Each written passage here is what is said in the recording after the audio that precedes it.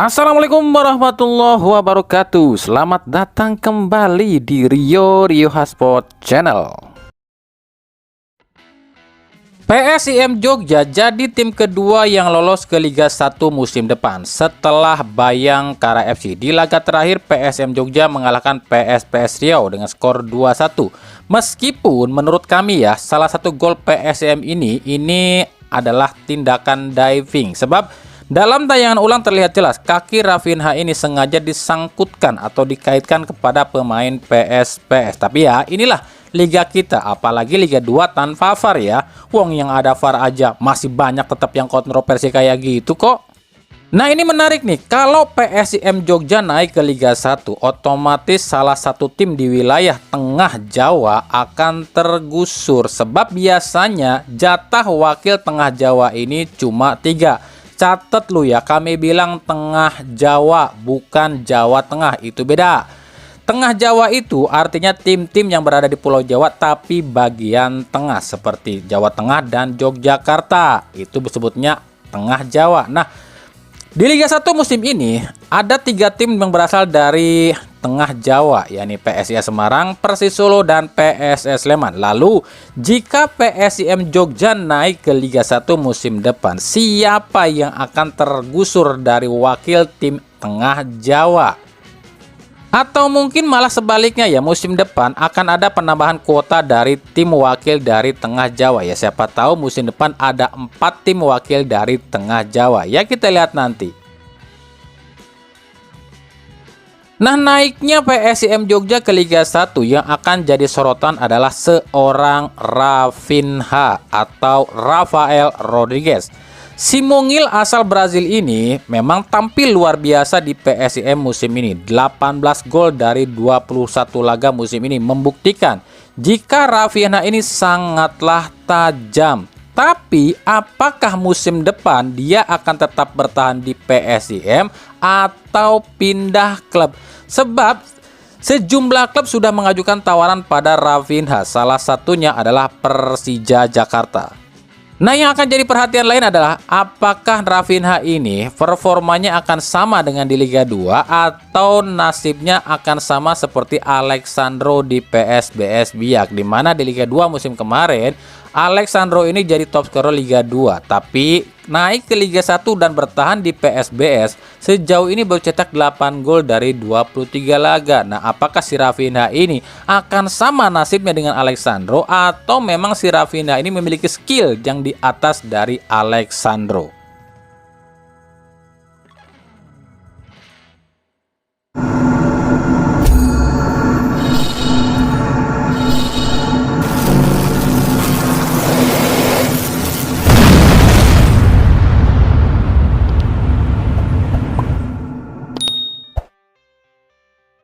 Mega bintang sepak bola dunia CR7 direncanakan akan ke Indonesia, tepatnya ke Kupang, Nusa Tenggara Timur pada Selasa 18 Februari 2025. Namun hingga Selasa sore belum ada kabar CR7 mendarat di Jakarta. Ya, di Jakarta dulu ya, sebab tak ada penerbangan langsung dari luar negeri ke Kupang. Kabarnya CR7 kedatangannya ditunda 1 hari, jadi tanggal 19 Februari 2025. CR7 datang ke Indonesia ini dalam rangka untuk berdonasi kepada Yayasan Geraha Kasih Indonesia. Jadi bukan urusan sepak bola ya guys. CR7 pertama kali ke Indonesia itu di tahun 2005 silam saat masih bermain di MU ya. Saat itu CR7 ini datang dengan tujuan melihat Martunis ya, anak Aceh yang terkena tsunami dan akhirnya diangkat jadi anaknya. Saat itu CR7 pun jadi bintang beberapa iklan di Indonesia seperti Extra Joss dan lain-lain. Nah, kali ini ada beberapa brand nih yang kabarnya akan dibintangi oleh CR7 di Indonesia. Kira-kira brand mana lagi nih yang akan menjadi bintang iklan CR7 di Indonesia? Dan apakah ya kira-kira nih ya CR7 mau nggak ya main di Liga 1? Kan kontraknya udah habis tuh di Al Nassr. Ya lumayan lah ya, meskipun udah 40 tahun tapi untuk ukuran Liga Konoha ya masih sangat layak lah CR7. Iya sih, jelas masih sangat layak si R7 main di Liga Indonesia. Tapi yang jadi permasalahan adalah harga dan gajinya itu loh ya. Selain harga dan gajinya ini bisa bikin bangkrut klub, jelas kalau klub merekrut CR7 ini, klub pun bisa kena sanksi yang namanya financial fair play. Lah harganya aja masih 208,58 miliar cuy. Duit segitu itu bisa bikin satu klub itu biaya selama 5 musim kali ya. By the way, kabarnya nih ya, ada sebuah perusahaan asuransi terbesar dunia, Allianz, katanya sih akan menjadi sponsor salah satu klub di Indonesia ya. Apa tuh? Persib Bandung ya, GBLA ya. Nah, Allianz ya. Allianz ini bukannya salah satu nasabahnya adalah CR7 ya. Nah, halo, gimana tuh?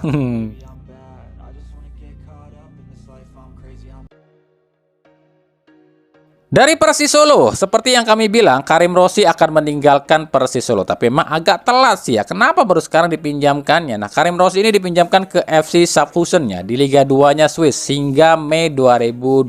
Dengan ini, artinya Persis Solo akan lanjutkan atau sisa kompetisi ini dengan cuma memakai 7 pemain asing saja.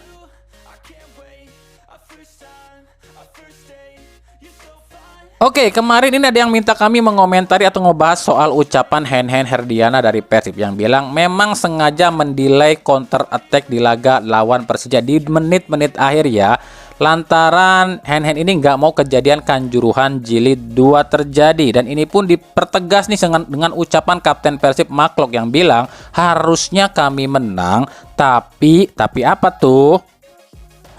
Kok kami baru kepikiran ya? Coba deh kita akan simak lagi cuplikan saat Hen-Hen ini counter attack. Oke, counter attack ini berawal dari Hen-Hen yang mampu ngeblok tendangan Raka Cahyana. Di sini sebelum Hen-Hen lari, ini seolah-olah ada kode dari Clock yang memang mengatakan Hen-Hen ini untuk delay ya. Di sini sebenarnya bisa aja ya Hen-Hen ini langsung umpan ke Rian Kurnia di sisi sebelahnya.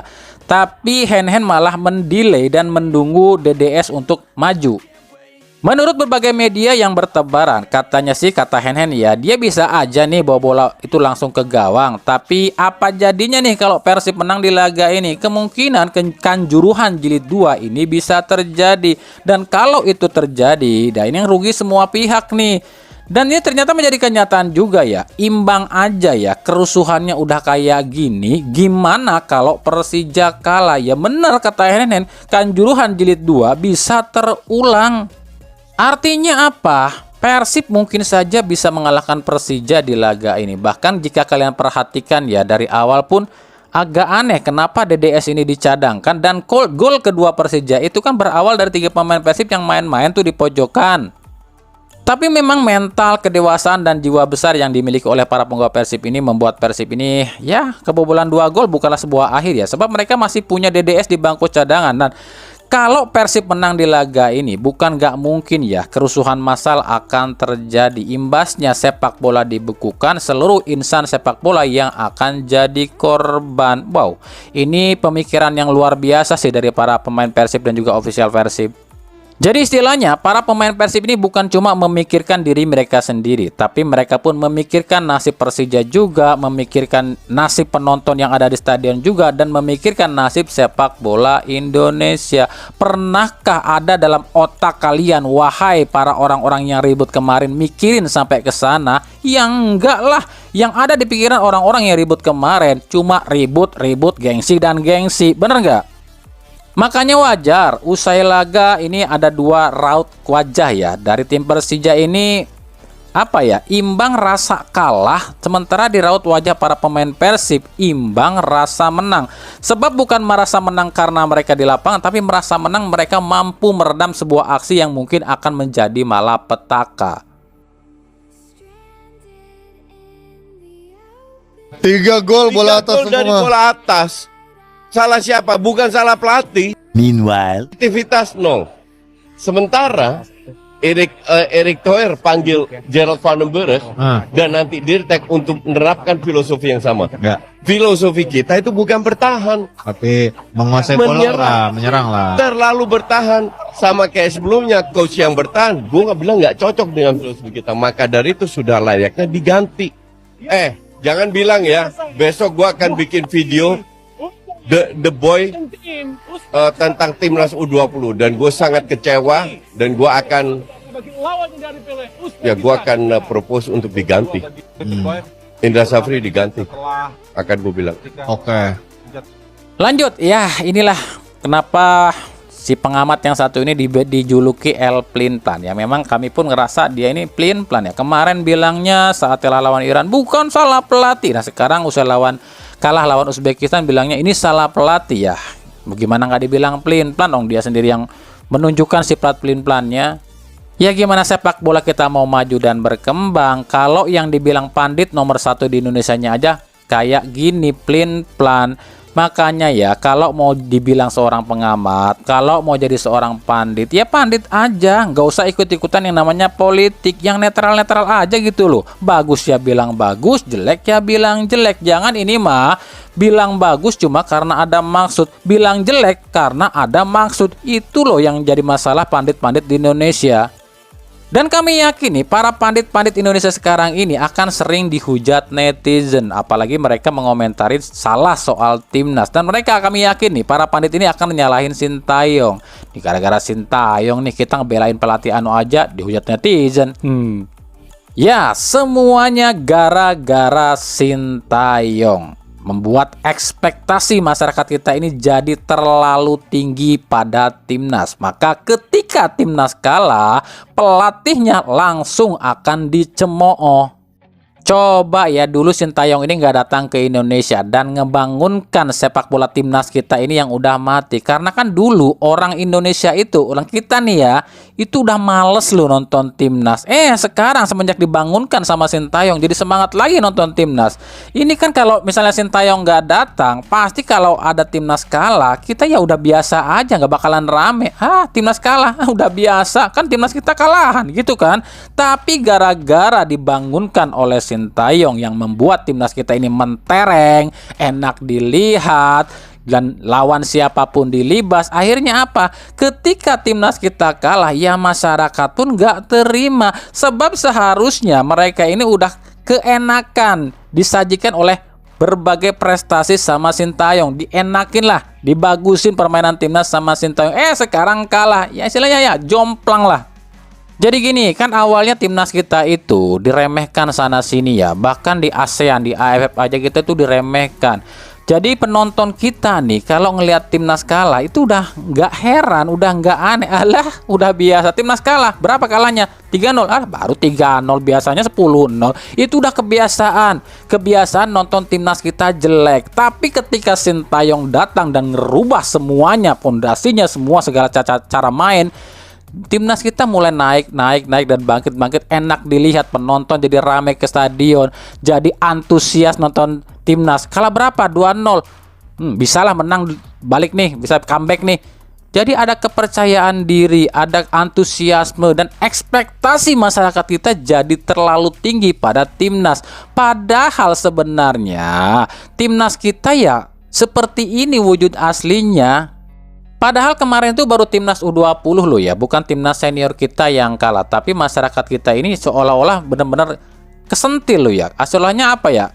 Kayak ketembak gitu. Ketika ada pandit-pandit yang mengomentarin soal pelatih anu bagus lini lebih, mereka ya jelas emosi lah. Kenapa? Karena mereka udah dienakin, udah dibikin nyaman sama Sintayong. Yang tadinya mereka malas nonton bola, terus jadi enak nonton bola. Sekarang mereka menjatuhkan pelatih yang udah ngebangun, ngebuat enak menonton bola gitu kan. Sekarang mereka malah memuji-muji pelatih yang gagal. Jadi memang ekspektasi itu dibangun oleh Sintayong dan digagalkan oleh pihak-pihak tertentu.